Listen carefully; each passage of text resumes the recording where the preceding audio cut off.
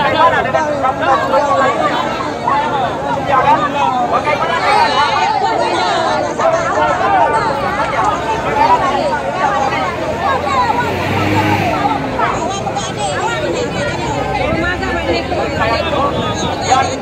sekarang saya menyerahkan kepada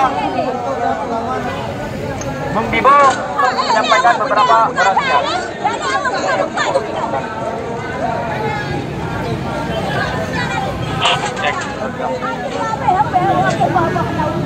Hai, menyaksikan pedagang pasar ini yang pegang kerusahaan, buah kaju.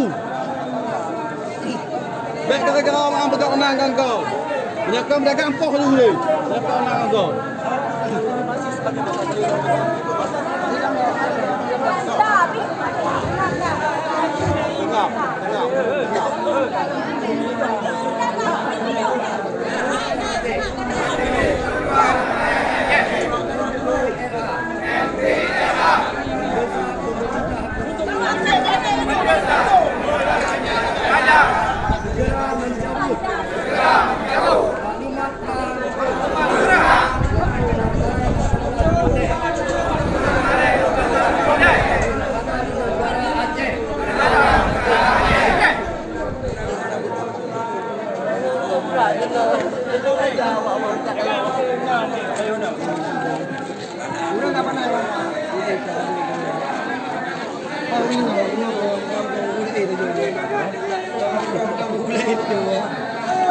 Ada ayah.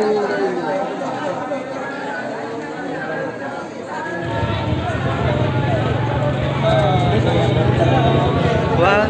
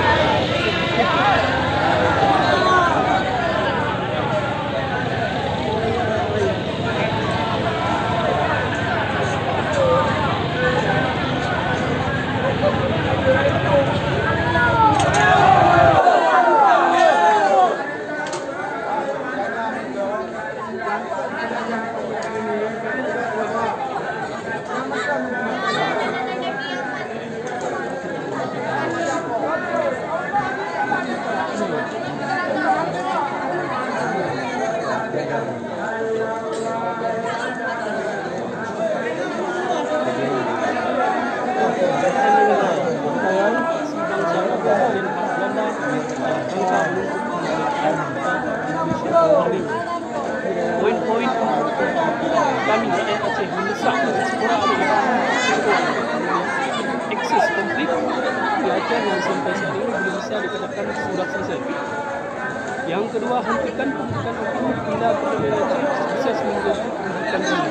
Malah sebaliknya, kemudian kota negara yang menjadi selanjutnya, bentuk solidaritas internasional karena Indonesia tidak bisa dipercayai menyelesaikan konflik Aceh dengan berkeadilan. Mendesak pertanggungjawaban para stakeholder untuk perjuangan di Aceh terhadap ketidakjelasan keadilan bagi korban konflik. Jangan paksa korban konflik Aceh untuk melakukan persetujuan kita. Paksa korban Aceh berjalan dengan sedang. Merdeka.